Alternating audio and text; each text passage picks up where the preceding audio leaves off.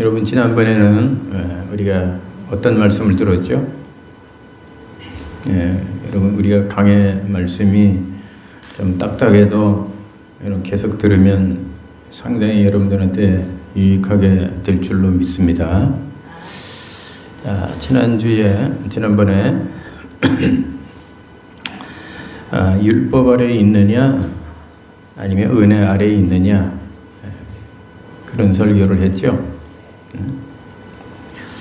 자, 예수를 믿는 참 믿음이 오기 전에는 참 믿음, 예수를 믿는 확실한 참 믿음이 오기 전에는 우리 모두가 어디서 살아간다 그랬어요?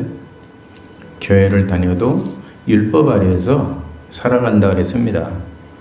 율법 아래에서 산다는 말은 이제 율법의 종이 되고 율법에 매여서 괴롭게 살아간다는 의미라고 했습니다.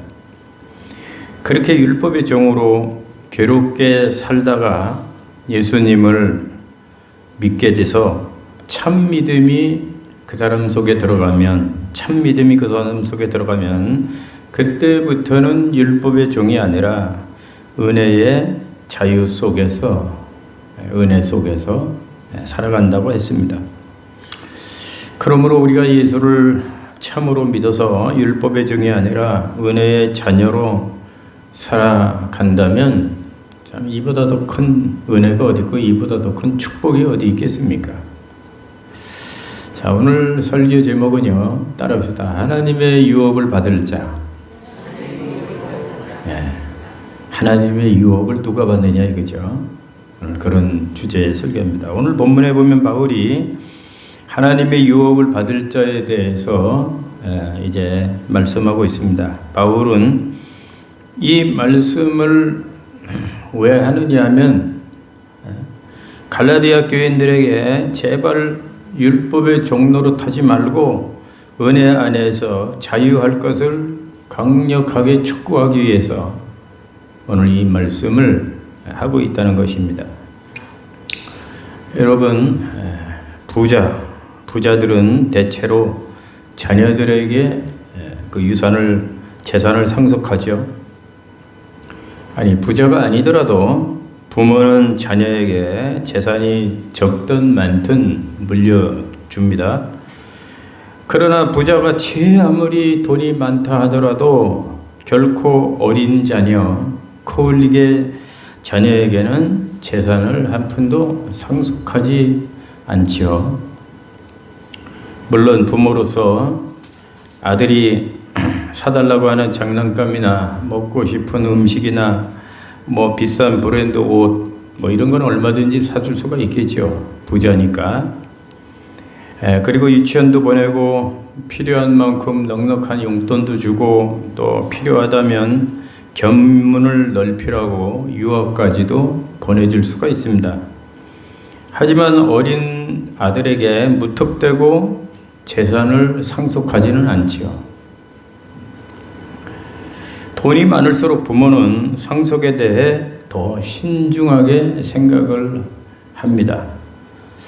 아무렇게나 물려주지 않지요. 자기 자식이라고 해서, 자기 아들이라고 해서 아무렇게나 물려주진 않습니다. 물려주더라도 절차가 있고 과정이 있는 겁니다. 그렇다면 상속은 언제 이루어질까요? 그 아들에게? 보통 상속이 이루어지는 경우는 두 가지죠. 첫째는 부모가 세상을 떠날 때, 부모가 세상 떠나는데 상속 물려줘야지 어떡하겠어요, 그죠? 또 두 번째는 자녀가 장성해가지고 그 재산을 관리할 능력이 생길 때, 그때는 부모가 상속을 이렇게 합니다. 이 외에는, 두 가지 이유 외에는 거의 상속을 안 하죠. 자, 바울이 갈라디아서를 기록할 당시에도 아버지는 아들에게 재산을 물려주었는데요. 당시 사회는 지극히 가부장적인 사회였기 때문에 여자는 미안하지만 그 당시, 지금이 아니고 그 당시 사람 취급을 안 했죠. 여자들은. 그래서 여자들은 아버지 상속을 받지 못했고 아들만 상속을 받았습니다. 그러니까 여러분, 그 시대 태어나지 않고 지금 시대에 태어난 우리 여자분들은 감사하시기를 바랍니다. 그러므로 아버지 재산은 곧 아들의 재산이었죠. 딸은 상속을 꿈도 꾸지를 못했습니다. 당시에는. 그러나 아버지 재산이 아들의 재산이 되기까지는 시간이 많이 걸리죠. 시간이 많이 걸립니다. 왜냐하면 아들이 어리면 상속을 받을 수가 없기 때문이죠. 그래서 어린 아들이 상속을 받으려고 하면 최소한 25살이 되어야 그 당시 상속을 받고 재산 관리를 할 수 있었다고 합니다. 그 전까지는 25살이 되기 전까지는 아버지가 고용한 후견인이나 청지기의 지도를 받아야만 했습니다. 하지만 아들은 그 집안의 분명한 예정된 상속자이죠. 빨리 받지는 못하더라도 그 아들은 분명한 그 아버지의 상속자입니다. 상속자는 아버지 유업을 이어받을 자이죠. 아버지의 재산을 물려받을. 그래서 상속자라는 말은 곧 미래의 주인이라고 하는 그런 뜻입니다. 그러나 그 미래가 오기 전까지 상속자는 주인이 아니라 종처럼 배우고 훈련받고 지도를 받아야만 했습니다. 그러면 아들에게 그 미래는 언제 옵니까? 최소한 법적으로 25년이 흘러야 그 유산을 받을 수 있는 때가 오는 것입니다. 그리고 아버지가 물려주기로 정하신 때가 되었다는 거죠. 그 전까지는 아무리 상속자라 할지라도, 아무리 아들이라고 할지라도 후견인과 청지기 아래에서 지도를 받는 종과 다름이 없는 것입니다. 그러면 바울은 오늘 본문에서 갈라디아 교인들에게 뭐라고 말할까요? 뭐라고 말합니까? 우리도 어렸을 때는 후견인과 청지기 아래서 종처럼 살았다. 우리도 어렸을 때는 후견인과 청지기 아래서 종처럼 살았다. 이렇게 말을 합니다, 바울. 왜냐하면 갈라디아 성도들이 예수님을 영접하기 전까지는 우상 숭배에 빠져가지고 헛된 신을 주인으로 섬기며 종처럼 굽신거리고 살았기 때문에 바울이 그런 말을 했다는 거예요. 그러니까 다시 말해 갈라디아 사람들은 신이 있는 것을 믿기는 했어요. 신이 있다는 걸 믿기는 했는데 그리고 절대자를 믿어야, 그 절대자 신을 믿어야 한다는 그런 생각을 가지고 있었어요. 하지만 그 신이 바로 하나님이고 예수님인 줄은 알지 못했다는 거예요. 그래서 우상이 하나님인 줄 알고 자기네들이 잘못된 그 신을 섬기면서도 그게 하나님인 줄 알고 거기다 절하고 경배했던 것입니다. 누구를 믿기 전까지는요? 갈라디아 교인들이 예수님을 영접하기 전까지는. 그래서 바울은 우리도 어렸을 때 후견인과 청지기 아래서 종처럼 살았다. 이렇게 갈라디아 교인들에게 바울이 지금 말을 하고 있는 겁니다. 마치 상속받을 어린 아들이 자기 아버지가 엄청난 부자인데도 자기 아버지가 부자인 줄 모르고 자기를 가르치는 후견인과 청지기에게 꼼짝 못하고 잡혀 사는 그런 꼴과 같은 거죠. 그러나 이제 갈라디아 성도들은 더 이상 우상을 섬기며 종처럼 살지 않아도 됩니다. 왜냐하면 이제는 누구를 영접했어요? 갈라디아 교인들이 예수를 몰랐을 적에는 우상이 그게 참신인 줄 알고 그게 하나님인 줄 알고 그걸 섬겼지만, 그러나 이제는 바울을 통해서 예수님을 알게 되고 예수님을 믿게 되고 예수님을 영접했으므로 재산을 상속받을 때가 됐기 때문입니다. 자, 그러면 갈라디아 성도들이 물려받을 재산이 무엇일까요? 갈라디아 교인들이 상속받을 재산이 무엇일까요? 이것은 오늘날 저와 여러분, 하나님을 믿는 성도들이 물려받을 유업과 똑같은 거죠. 그렇다고 하면 오늘날 저와 여러분들, 예수를 믿는 저와 여러분들이 하나님께 물려받을 유업이 뭘까요? 아시는 분이 있어요? 우리가 하나님 앞에 물려받을 유업이 뭘까요? 여러분들 알지만 대답을 못하죠. 놀라지 마십시오. 우리 예수를 믿는 사람들이 우리가 하나님에게 물려받을 유업이 여러분 어마어마합니다. 그게 뭔지 압니까? 그게 바로 천국 아닙니까? 천국. 할렐루야. 왜 아멘을 안 해요? 할렐루야. 벙어리가 됐습니까? 갑자기? 너무 어마어마하니까 그럽니까? 아니면 너무 시시해서 그렇습니까? 네? 우리 예수 믿는 사람들이 하나님에게 물려받을 그 유업이 바로 천국이라는 거예요. 천국. 갈라디아 성도들에게 하나님이 약속한 유업이 바로 천국입니다. 그렇다면 여기서 우리는 또 한 가지 의문의 질문이 나올 수밖에 없어요. 자, 그렇다면 갈라디아 성도들은 어떻게 해서 하나님의 유업을 받는 자가 될 수 있었는가요? 오늘날 똑같은 거죠? 하나님을 믿는 우리는 그러면 어떻게 하나님의 유업을 받을 수 있는 자가 될 수가 있었는가? 이런 의문점이 나올 수밖에 없어요. 왜 이런 의문의 질문이 생기냐 하면 아무리 돈이 많은 사람이라도 아들에게 유업을 물려주지 아들이 아니고 그렇다고 해서 딸도 아닌 남에게 유업을 물려주지는 않잖아요. 그죠? 하나님의 유업을 이어받으려면 그 자격이 어떤 자격이 되어야 됩니까?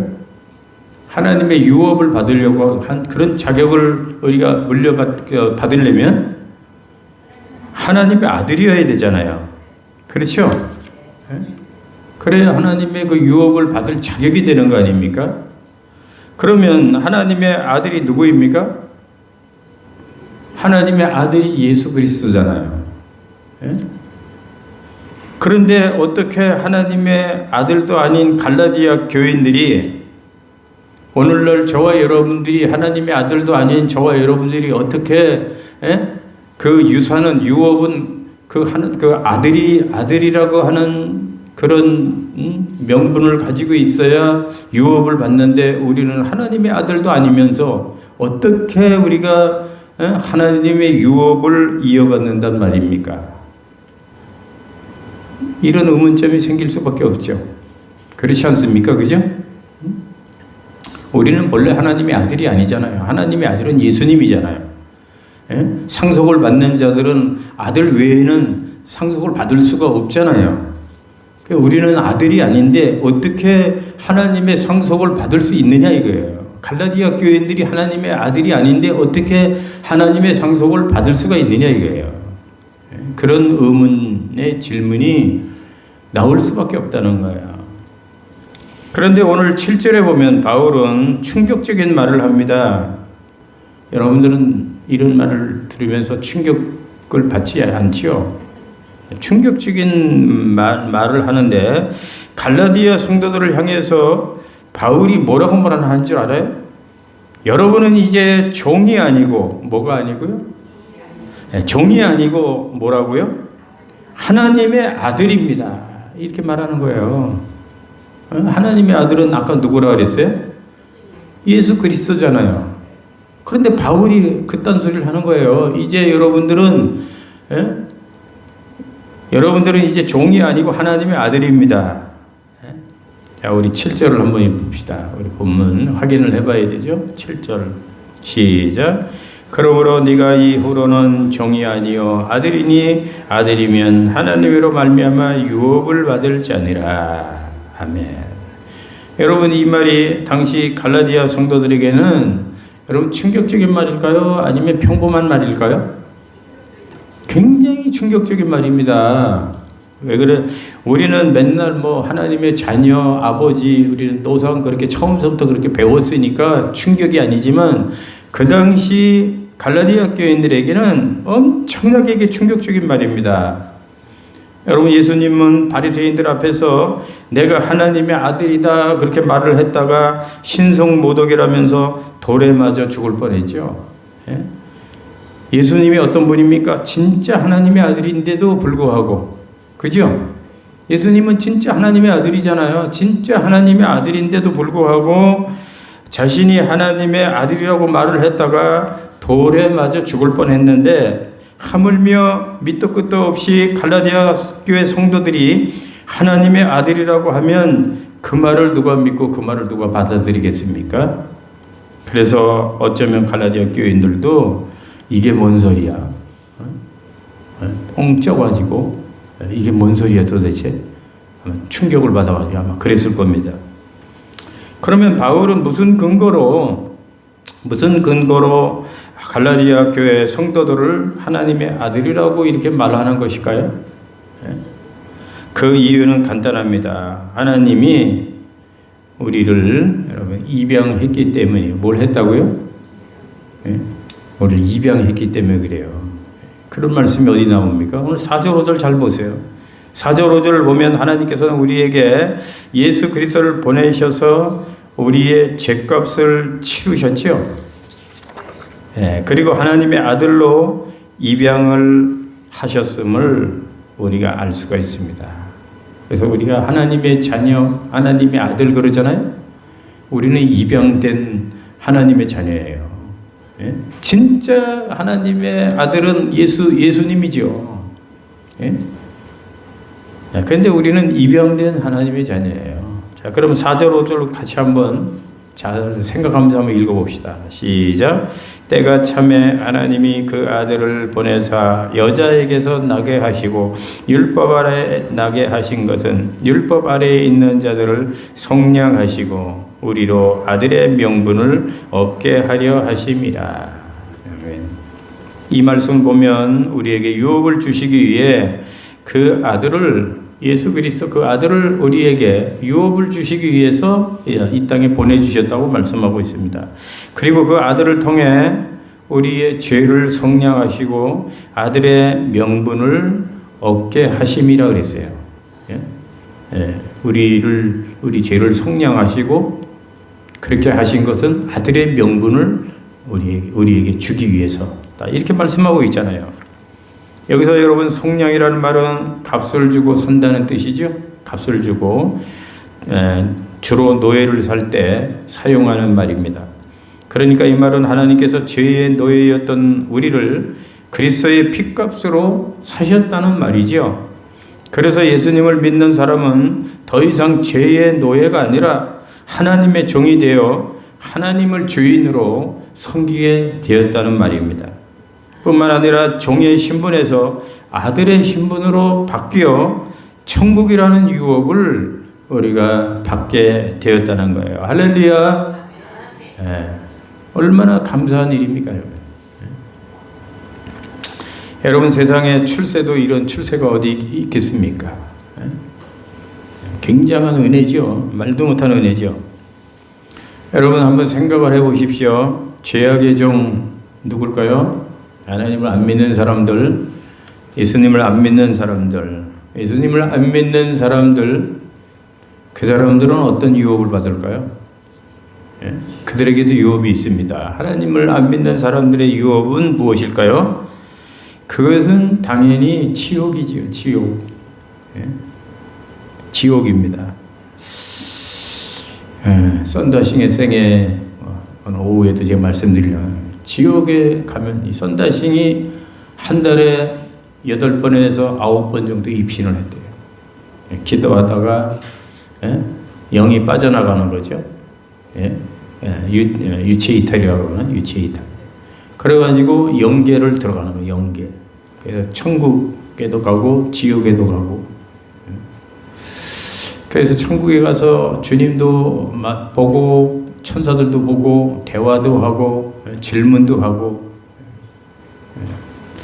근데 선다싱이 하는 얘기가 지옥에 가니까 지옥에 가니까 단계가 있대요, 단계. 예? 그래서 1단계, 2단계, 점점 밑으로. 그래가지고 맨 밑에는 완전히 막 끓는 가마솥 그래가지고 죄를 많이 진 사람일수록 이 아래 단계로. 그래서 지옥 아랫목이나 가라 막 그러잖아요. 예? 그 지옥의 단계가 있대요. 천국에도 가보니까 이 단계가 있대. 단계가. 그래서 순교자들이 제일 윗단계, 제일 높은 데 있고, 응? 그 다음에 이제 전도자들이 또 있고, 그 밑에. 이런 식으로 하나님 앞에 헌신한 자들이 이렇게 그 자기의 그 헌신, 충성도에 따라 그 단계가 있다는 거예요. 자, 예수 안 믿는 사람들이 받을 유업은 바로 지옥입니다. 지옥. 예. 지옥에 가서 영원히 고통받는 것이 불신자들의 유업입니다. 그런데 지옥에 가야 할 우리가 예수님을 믿으면 어떻게 됩니까? 오늘 말씀대로 하나님의 아들이 되는 거죠. 하나님의 아들이 물려받을 유업은 당연히 천국입니다. 천국. 유업은 아들에게 물려주는 것이죠.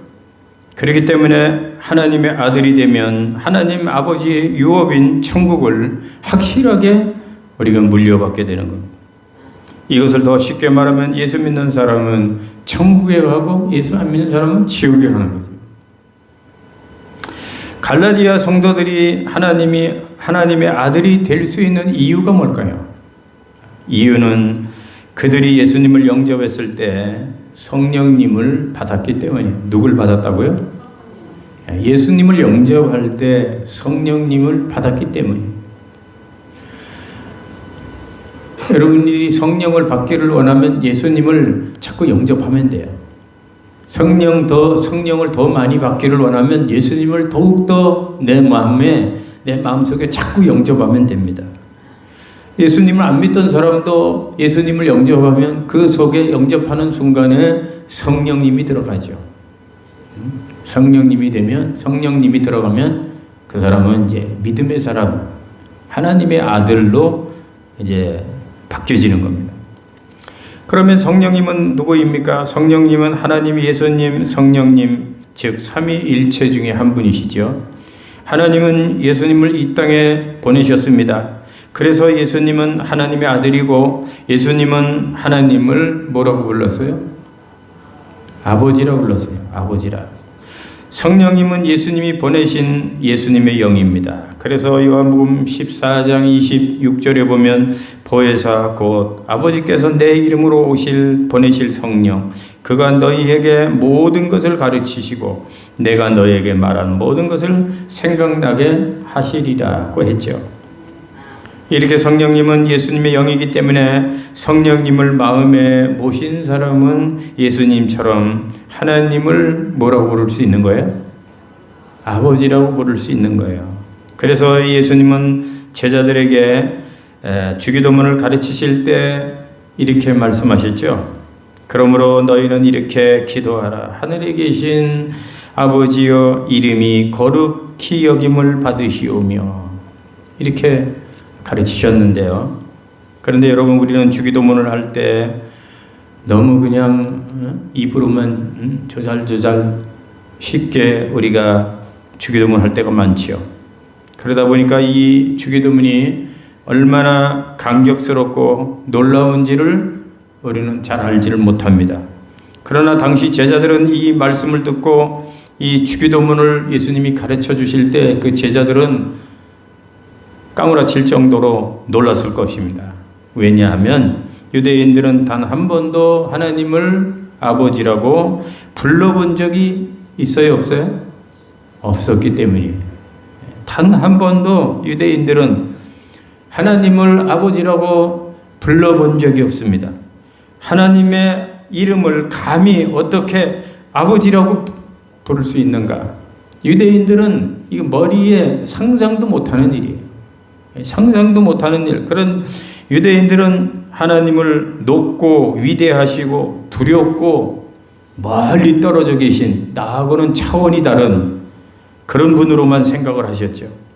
하나님을 향해서 아버지라고 부르는 것은 신성모독 중에 신성모독이었고 정신 나간 소리로 그들은 알고 있었습니다.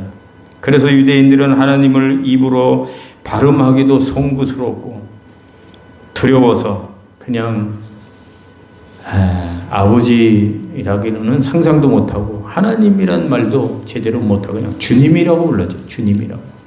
하나님의 이름도 못 불렀어요. 그런데 예수님께서는 하나님을 아버지라고 부르라고 주기도문을 통해서 너희는 이렇게 기도하라. 하늘에 계신 우리 아버지요. 아버지요. 이렇게 부르라고 가르쳤을 때 그 유대인들은 정말 놀래 자빠질 그런 일이었습니다. 하지만 예수님께서 친히 그렇게 하나님을 아버지라고 부르라고 허락을 하셨기 때문에 우리는 감히 하나님을 아버지라고 이렇게 부를 수가 있다는 겁니다. 그러므로 우리가 하나님을 감히 아버지라고 부를 수 있는 근거는 세 가지인데, 첫째는 예수님이 우리 죄를 속량해 주셨기 때문이고, 하나님을 아버지라고 부를 수 있는 근거가 예수님이 우리 죄를 속량해 주셨기 때문이고, 두 번째는 하나님께서 예수 믿는 우리를 당신의 아들로 입양해 주셨기 때문이고, 세 번째 이유는 예수님의 영 성령이 우리 마음속에 내주하기 때문인 것입니다. 할렐루야. 그래서 6절을 다시 보면 바울은 이렇게 말합니다. 6절 다시 한번 볼게요. 6절 같이 봅니다. 시작. 너희가 아들이므로 하나님이 그 아들의 영을 우리 마음 가운데 보내사 아빠 아버지라 부르게 하셨느니라. 이게 나오지 않습니까? 아바 아버지, 아빠라고 하는 말은 어린 아들이 아버지를 부르는 아버지 애칭이지요. 아빠는 친밀하고 밀접한 부자관계를 표현하는 말입니다. 그런데 예수 그리스도 안에서 성령을 받은 성도는 하나님과 아빠와 아들의 친밀한 관계가 되는 거죠. 그래서 성령님을 힘입어 예수를 믿는 성도들은 하나님을 아버지라고 부를 수 있는 것입니다. 이 얼마나 엄청난 은혜입니까? 이제 말씀을 마칠게요. 갈라디아 교회 안에 침투한 거짓 선생 이단 유대주의자들은 할례를 받지 아니하면 아브라함 후손이 될 수 없다고 그렇게 가르쳤습니다. 아브라함의 후손이 아닌 사람은 하나님의 백성이 아니기 때문에 하나님의 유업을 이어받을 수도 없고 하나님의 자녀도 아니고 죄악의 종일 뿐입니다. 하지만 바울은 오늘 본문에서 이렇게 말을 합니다. 예수님을 믿는 사람은 진정한 아브라함의 후손이다. 그리고 예수님을 믿어 성령을 받은 사람이 진정한 하나님의 아들이다. 뿐만 아니라 하나님의 아들만이 하나님의 유업을 이어받는다. 바울은 이렇게 말하고 있습니다. 그래서 바울의 결론적 선포는 바로 7절에 있는 말씀인데 우리 마지막으로 한 번 더 읽어봅니다. 시작. 그러므로 네가 이후로는 종이 아니요 아들이니 아들이면 하나님으로 말미암아 유업을 받을지니라. 아멘. 이후로는 너희가 뭐가 아니라 그래? 종이 아니고 뭐예요? 아들이다. 우리가 하나님의 아들이 아닌데 예수님이 우리 죄를 속량하시고 우리를 아들의 명분으로 우리를 입양하셨다. 그래서 우리는 친아들은 아니지만 하나님의 자녀가 돼서 이제 우리는 하나님을 마치 내 친아버지처럼 아버지, 하나님 아버지 이렇게 부르게 되었다는 거예요. 그러므로 여러분, 누가 진정 아브라함의 후손입니까? 누가 진정 하나님의 아들입니까? 누가 진정 하나님의 유업 천국을 받을 수 있는 자가 누구입니까? 오직 예수 그리스도를 믿고 성령님을 그 마음에 모신 자들이죠. 할렐루야. 그러므로 제 아무리 똑똑하고 잘나고 세상 권세를 다 가지고 있다 하더라도 예수를 믿지 않고는 천국에 갈 사람이 도무지 있을까요? 없을까요? 도무지 없습니다. 예수를 믿지 않고는, 예수님을 믿지 않고는, 다른 신을 믿어가지고는, 다른 신을 섬겨가지고는 안 됩니다. 어떤 분은 하나님도 섬기고 귀신도 섬기는데 여러분 그러면 하나님이 진노하십니다. 어떤 사람은 교회를 나오면서도 전무로 다니는 사람이 있습니다. 하나님이 엄청 싫어하는 행위입니다. 회개하지 않으면 하나님이 용서하지 않습니다. 하나님은 유일하신 분이고 자기 아들 예수 그리스도를 이 땅에 보내서 우리를 구원하고 우리를 아들의 신분으로 만들어 주기 위해서 천국을 유업으로 주기 위해서 자기 아들을 희생하셨는데 예수님 외에는 구원받을 수 있는 길을 도무지 우리에게 허락하지 않았습니다. 그렇기 때문에 제 아무리 날고 기고 뛰는 사람, 제 아무리 세상에 재물을 많이 가지고 있다 하더라도 예수님을 믿지 않고는, 제 아무리 대통령이라 하더라도 예수님을 믿지 않고는 그 사람은 상속받을 게 지옥밖에 없습니다. 갈 때는 지옥밖에 없습니다. 선대싱이 그 입신을 해가지고 천당지옥을 많이 갔다 오면서 그러더라고. 천국에는 어떤 사람이 제일 귀한 사람이냐 하면은 직분을 높은 거를 가지고 있다거나 또 지식이 많다거나 지식이 많고 두 가지를 얘기해요. 지식이 많거나 자기 직분이 크거나 이런 사람이 귀한 대접을 받는 게 아니고 천국에는 사랑으로 상대방을 배려하고 섬기는 사람, 그런 사람이 최고 대접을 받고 존귀한 사람이라 하더라고요. 높은 단계에 있는 그 영들도 아래 단계 영들한테 절대로 섬기고 사랑으로, 절대로 교만하고 시기하고 질투하고 그런 게 없대요. 절대 그런 게 없더라고요. 여러분, 우리는 예수를 믿기 전에 모두가 율법의 종이었죠. 율법 아래에서 노예처럼 살았던 자들입니다. 그런데 하나님은 우리를 율법에서 해방시키시려고 예수 그리스도를 우리에게 보내주셨죠. 그리고 자기 아들 예수를 십자가에 못 박아 죽이면서 우리 죄를 속량하시고 우리를 죄와 율법에서 완전히 구원하셨습니다. 그리고 우리를 종이라고 하지 않으시고 아들이라고 칭하셨죠. 그래서 우리는 그의 자녀, 그의 아들의 신분이 되어 하나님을 아버지라 부르게 된 것입니다. 이 얼마나 만극한 은혜입니까? 세상에 이보다 더 큰 은혜가 어디 있을까요? 그러므로 여러분, 이 하나님의 은혜를 잘 깨닫고 이제는 종처럼 살지 말고 예수님을 영접하고 신분이 변해서 아들처럼 주의 자녀답게 살고 하나님이 주신 은혜를 누리면서 여러분 남은 여생을 기쁘게 살 수 있는 여러분 되기를 주의 이름으로 축원합니다. 축원합니다. 찬송합니다. 나 어느 곳에 있든지, 나 어느 곳에 있든지 늘 마음이 편하다. 주 예수 주신 평안함 늘 충만하도다. 나의 마음속이 늘 평안해. 나의 마음속이 늘 평안해. 악한 자 파도가 많으나 마음이 늘 평안해. 내 마음에 솟는 영생수 한없이 흐르니 목마름 다시 없으며 늘 평안하도다. 나의 마음속이 늘 평안해. 나의 마음속이 늘 평안해. 악한 자 파도가 많으나 마음이 늘 평안해. 참되신 주의 사랑을 형언치 못하네.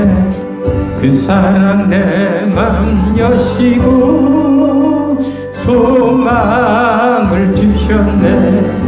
나의 마음속이 늘 평안해 나의 맘속이 늘 평안해 악한 죄 파도가 많으나 늘 평안해 주 예수 온갖 고난을 왜 몸소 당했나 주 함께 고난 받으면 멸류관 없겠네 나의 맘속이 늘 평안해 나의 맘속이 늘 평안해 악한 죄 파도가 많으나 마음이 늘 평안해.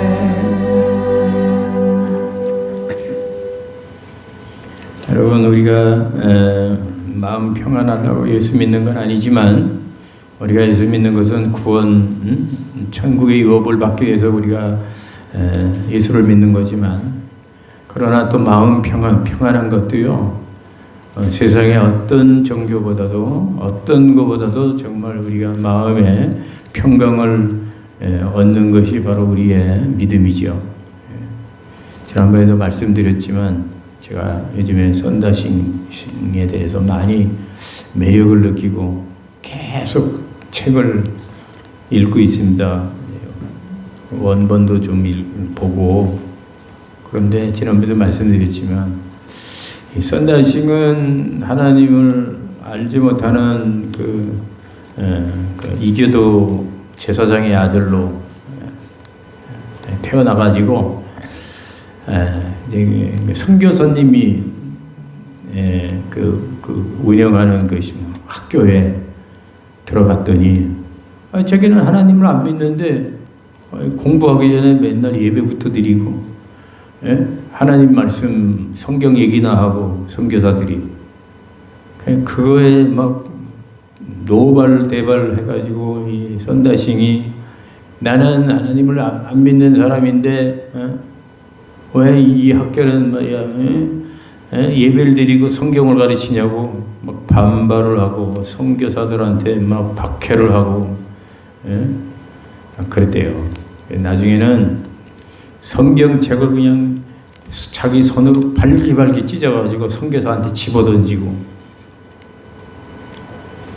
그리고서는 자기 아버지한테 얘기해가지고 도저히 나는 이 학교 다니기 싫다고 나 적성에 맞지도 않고 그래가지고 이렇게 하나님을 안 가리키는 일반 학교로 옮겨달라고 그렇게 기독교를 핍박하고 막 기독교라고 하면 그냥 막 거품을 물고 막 대들고 막 완전히 사도 바울 같이 이렇게 아주 악한 사람이었는데 그러니까 이제 학교로 옮겼대요.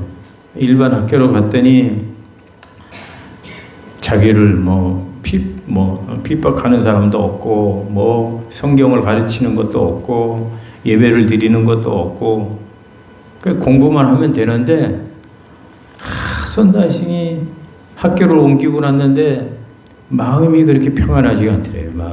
마음이 괴롭더라. 맨날 그냥 죽고 싶은 생각이나 나고 도대체 왜 사는지 모르겠고 아니 미쳐버릴 것 같더래요. 마음이 너무 평안하지 못해서 괴로워가지고 그래가지고 썬다싱이 하나님 앞에 기도를 했대잖아요. 신이시여 저 선교사 학교에서 가르치는 그 예수라는 그 신이 정말 참신이라면 당장 내 앞에 좀 나타나 보시오. 내가 그러면 내가 당신을 내가 믿겠습니다. 근데 정말 내 앞에 나타나지 않는다면 내가 이 뒤에 우리 집 뒤에 기차가 지나가는데 3일 동안 내가 기다려도 당신이 안 나타나면 나는 저 기차길에 가서 그냥 내가 자살해서 죽을 거라고 그러면서 아주 필사적으로 기도를 했대요. 근데 정말로 그 썬다싱한테 예수님이 나타난 거예요. 자기 방이 눈부시게 환하더니, 눈부시게 막 환하더니 십자가에 못 박히신 예수님이 짠 하고 정말 전자로 나타난 거예요. 그러면서 사도 바울하고 똑같이 왜 나를 핍박하느냐? 나는 네가 핍박하는 예수다. 네가 찾는 길이 바로 나다. 그러니까 나는 이 세상 모든 사람들을 구원하기 위해서 십자가에서 나는 죽은 예수다. 예수님이 나타나가지고 썬다싱한테 그렇게 말을 해주더래요. 그래가지고 예수님을 직접 만난 거예요. 썬다싱을 예수님이 직접 전도하신 거죠. 그래가지고 그때부터 하나님이라고 하면은 그냥 막 거품을 물고 막 대들고 막 싸우고 핍박하고 그러던 사람이 예수님을 바울처럼 담에색에서 예수님을 만난 바울이 완전히 회심한 것처럼 예수님을 보고 나서야 그냥 완전히 다른 사람으로 그냥 막 회심을 해가지고 그때부터 16살 때부터 이 홍포를 입고 홍포 이 불교인들이 스님이 입는 그 홍포 있잖아요. 그거 안 입으면은 절대로 사람들이 받아주질 않으니까. 그러니까 홍포를 입고 동네 다니면서 16살 때부터. 예. 그 이제 스님인 줄 알고 어서 오세요 스님 그랬는데 예수 믿으세요. 썬다싱은 예수 믿을 사람이 어디 있어요? 저런 미친놈 다이나 저런 죽일 놈 다이나 얼마나 핍박이 많았겠어요. 예? 말도 못해요. 그 사람이 핍박당하고. 그런데 제가 지금 드리려고 하는 말씀은 그렇게 예수를 믿고 그렇게 복음을 전하면서 그렇게 가시밭길 그 어려운 그 고생길을 다녔는데 썬다싱 고백하는 게 예수를 핍박할 적에는 그렇게 마음이 괴로웠는데 예수님을 영접하고 그렇게 고난의 길을 다니면서 복음을 전했지만 예수를 믿고 난 다음에 자기의 마음에 그렇게 세상에서 알 수 없는 그런 평강이 있더라고요. 평강이. 매를 맞아도 감옥에 갇혀도 너무너무 기쁘더래요.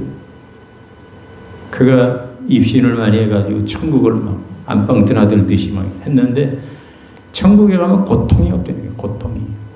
예. 괴로움이 없다는 거예요. 근데 이 세상 사람들은 너무 그걸 모르고 산다. 이 세상이 전부인 줄 알고 우물안 깨구리처럼 여기보다 훨씬 좋은 세상이 있고 거기는 정말 고통이 없고 예. 그런데 왜 이 세상 사람들은 너무너무 무지하다. 썬다싱이 하는 얘기예요. 그렇게 세상에서 그 알 수 없는 그 기쁨, 예?